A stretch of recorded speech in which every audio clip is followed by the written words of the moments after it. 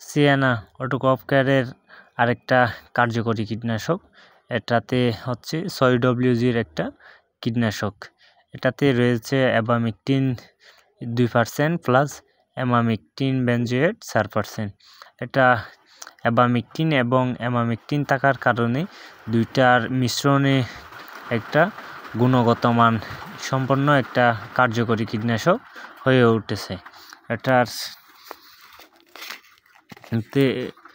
অ্যাবামিকটিন থাকার কারণে লাল মাকড়ের জন্যও ভালো কাজ করে এবং অ্যামামিকটিন আর অ্যাবামিকটিন দুইটা থাকার মিশ্রণ থাকার কারণে ফল এবং ফুলে যে পোকামাকড়ের আক্রমণ থাকে ওটা প্রতিরোধে একটা কার্যকরী কীটনাশক।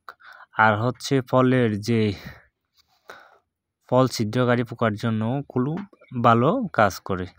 তো এটাতে হচ্ছে 6WG-র স্পর্শ এবং ফাঁকস্থলীয় ও স্থায়ীভাবে অনুপ্রবেশ ক্ষমতা সম্পন্ন কীটনাশক। অ্যাবামিকটিন প্লাস ট্রান্সলেমিনার ক্রিয়া সম্পন্ন কীটনাশক অ্যামামিকটিন বেনজোয়েট এর সমন্বয়ে তৈরি।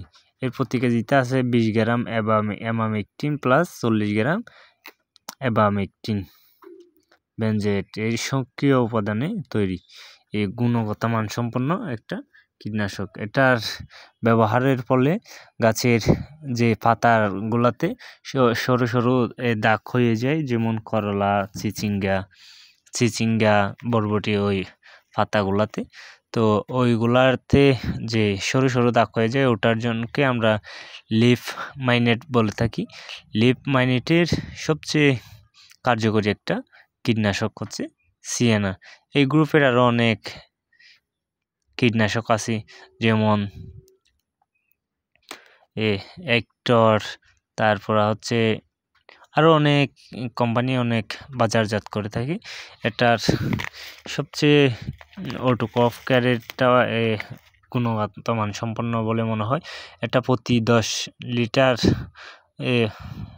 10 লিটার পানির জন্য আমরা 10 গ্রাম করে ব্যবহার করে থাকি। 10 গ্রাম তারও কম ব্যবহার করা যায়।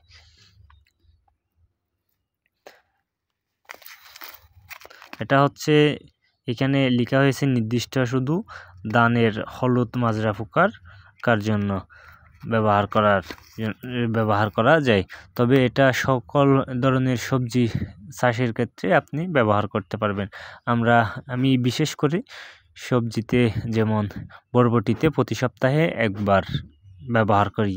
তো যার পরে বরবটিতে লাল মাকড়ের এবং লিফ মাইনেট থেকে